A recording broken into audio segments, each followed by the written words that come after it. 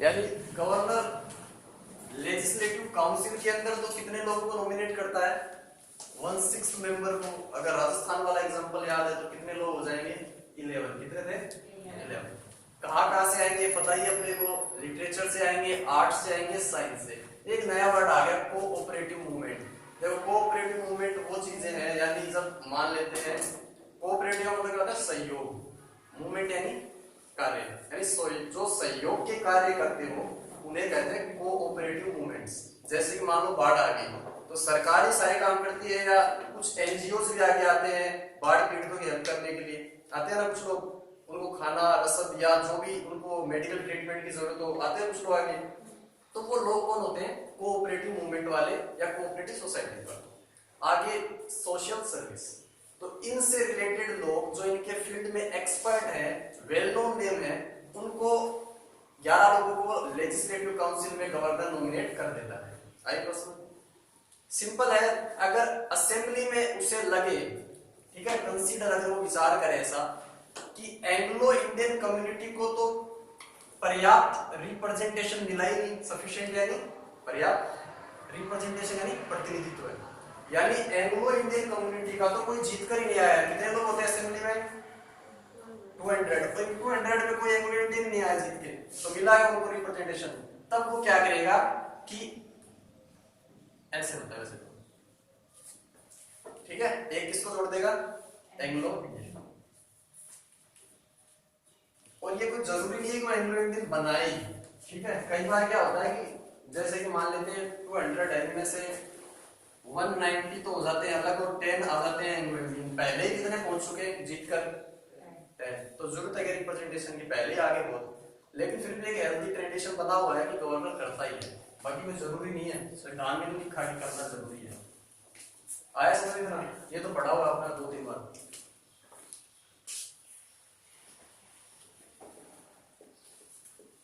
देखो financial power क्या क्या है गवर्नर के पास। The governor has some financial powers too, यानी गवर्नर के पास कुछ फाइनेंशियल पावर भी है। The money bill can not be presented in state legislative assembly without the permission of governor. यानी जब मनी बिल प्रेजेंट होता है असेंबली में तो पहले किसकी परमिशन लेनी पड़ती है? गवर्नर की। तो उसकी परमिशन के बिना नहीं होता। He gets the annual budget presented before the legislative assembly। यानी गवर्नर क्या करवाता है? प्रेजेंट करवाता है किस चीज को? बजट को। किसके सामने? Legislative assembly.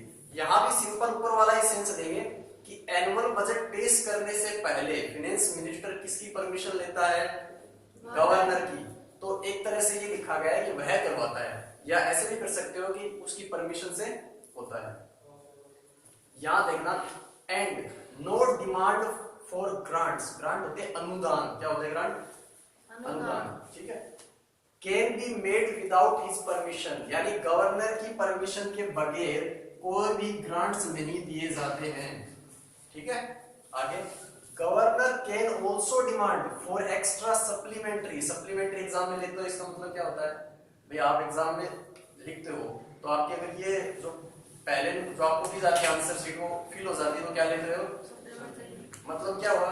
अतिरिक्त सहायता। सप्लीमेंट्री का मतलब क्या होता है? एक्स्ट्रा जो हेल्प होती है उसको कहते हैं। और मोर ग्रांट्स, यानी और ज्यादा ग्रांट्स या अनुदान, और ज्यादा सहायता फ्रॉम द स्टेट लेजिस्लेचर। तो गवर्नर डिमांड कर सकता है सप्लीमेंट्री के लिए और मोर ग्रांट्स के लिए। किससे? स्टेट लेजिस्लेचर से। The treasury of the state, और जो राज्य का ट्रेजरी यानी खजाना है, किसके हाथ में रहता है? गवर्नर। कंफ्यूजन कोई?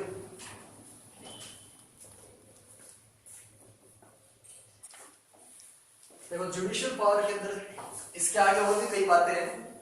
आगे देखो, आर्टिकल 161 ये कहता है हमारे कॉन्स्टिट्यूशन का कि द गवर्नर कैन रिड्यूस यानी कम करना, पोस्टपोन यानी आगे बढ़ाना, और चेंज द पनिशमेंट या पनिशमेंट को ही चेंज कर देना, और इवन फॉरगिव, यहां तक कि माफ भी कर सकता है उन लोगों को who have committed a crime, जिन्होंने एक अपराध किया, ठीक है, अगेंस्ट द लॉ। क्राइम का मतलब क्या होता है कि आप कहां जाते हो? अगेंस्ट द लॉ, यानी कानून के खिलाफ जाते हो। लेकिन किससे रिलेटेड होना चाहिए वो? Subjects of the executive power of the state, यानी स्टेट के एग्जीक्यूटिव पावर के अंडर आने चाहिए, तभी गवर्नर क्या कर सकता है ऊपर वाले सारे काम। अगर स्टेट के एग्जीक्यूटिव पावर से बाहर है तो ये कर सकता है ऊपर वाले काम? नहीं कर सकता। तो स्टेट के अंडर पावर किसका रहेगा? गवर्नर का। और ऑल इंडिया की अगर बात करें वहां प्रेसिडेंट आ जाता है ये सारे काम करने के लिए।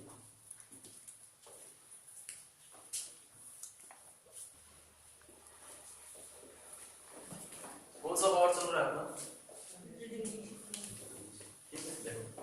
He accepts the annual reports।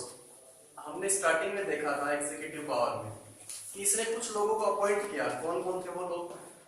पहले तो state service commission, public service commission के मेंबर और चेयरमैन किया था उनको। और किसको किया था? ऑडिटर जनरल को। तो अपॉइंट करने वाला कौन था इनको? गवर्नर। तो इनसे रिपोर्ट भी कौन लेगा? गवर्नर। तो पहले ये लिखा है he accept the annual reports of state public service commission and the reports of auditor general। ठीक है, यानी स्टेट पब्लिक सर्विस कमीशन से रिपोर्ट लेगा और किसको अपॉइंट किया था? ऑडिटर जनरल उससे रिपोर्ट लेगा। किससे संबंधित? Regarding the income and expenditure of the state. तो इस ऑडिटर जनरल का काम क्या होता है कि स्टेट के इनकम और एक्सपेंडिचर को क्या करना? मेंटेन करना। सीधी सी बात, लिखने वाला काम करता है एक तरह से। तो हमारे दो लोगों का काम हो गया कि हमने जिनको अपॉइंट किया था, यानी गवर्नर ने जिनको अपॉइंट किया था उनसे रिपोर्ट ले ली है। And puts them before the legislature, यानी इन लोगों से रिपोर्ट लेकर किसके सामने रखेगा? स्टेट की लेजिस्लेचर के सामने। क्लियर वो ऊपर वाला? Second, if the governor feels, यदि गवर्नर को ऐसा लगे that it is not possible to govern the state, govern का मतलब शासन करना, the state according to the constitution, कि राज्य के अंदर अकॉर्डिंग टू कॉन्स्टिट्यूशन शासन करना संभव नहीं है। पहली बात, इसको आप दूसरे तरीके से लिख सकते हो, यानी इतना आप दो तरीके से लिख सकते हो जो आपको अच्छी तरह से याद रहे। यहां से लेकर, यानी ये अगर ये सही लग रहा है याद रखने में तो ये रख लेना, वरना डेट के बाद में सीधा यहां से स्टार्ट कर देना, स्टेट गवर्नमेंट से। ठीक है, यहां तक ये दो चीजें हैं, यानी दो सेंटेंस है, आप जो अच्छी तरह से याद रख पाओ वो याद रखें।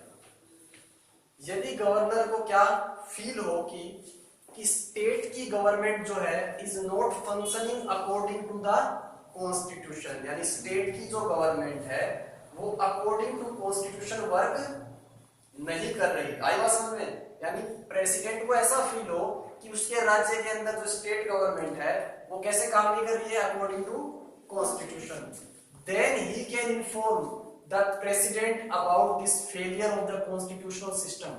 तब वह किसको इन्फॉर्मेशन देगा? किस बारे में? कि हमारे स्टेट राज्य में क्या हो गया है? Failure of the constitution system, यानी हमारे राज्य में संविधान का जो प्रणाली है हमारे देश में वो फेल हो गई। ठीक है, and on the basis of his report, किसकी रिपोर्ट है यहाँ पर? किसकी रिपोर्ट के बेसिस पर? गवर्नर की रिपोर्ट के बेसिस पर, एज पर article 356 the central cabinet can recommend to impose president rule in that state. तो स्टेट इमरजेंसी कितने में थी? Article number. तो गवर्नर की रिपोर्ट के बेस पे फिर जो सेंट्रल गवर्नमेंट है उस पर्टिकुलर स्टेट में क्या लगा देगी? इमरजेंसी बोल लो या प्रेसिडेंट रूल, एक ही बात होती है। ठीक है, तो आर्टिकल नंबर 356 वाली स्टेट इमरजेंसी या प्रेसिडेंट रूल उस स्टेट के अंदर इंपोज कर दिया जाएगा। ठीक है, लास्ट देखो, as the governor is the supreme chancellor. Chancellor का मतलब होता है कुलपति, कुलपति या सचिव ऑफ द स्टेट। तो भाई राज्य का कुलपति कौन है? Governor. He has the power to appoint and remove, इसके पास पावर है अपॉइंट करने का और रिमूव करने का। किसे? The vice chancellor of the universities, यानी हमारे राजस्थान में राजस्थान गवर्नमेंट के अंडर जितनी यूनिवर्सिटीज आती है, जैसे कि जयपुर यूनिवर्सिटी है, ठीक है, किसके अंडर आती है? राजस्थान गवर्नमेंट के अंडर आती है। तो उसका जो वाइस चांसलर अपॉइंट किया जाएगा वो कौन करेगा? गवर्नर। और उसको हटाना हो तो कौन हटाएगा? गवर्नर। आगे इसने एक चीज और लिखी है, इन हिज स्टेट, यानी उसकी स्टेट की जो यूनिवर्सिटी है सिर्फ उनको ही, except the central university. Central university का जो कौन करेगा? प्रेसिडेंट। यानी जो स्टेट यूनिवर्सिटीज हैं उनके वाइस चांसलर को तो कौन अपॉइंट करेगा? गवर्नर। और जो सेंट्रल यूनिवर्सिटीज हैं उनके प्रेसिडेंट। क्लियर हुआ है ना?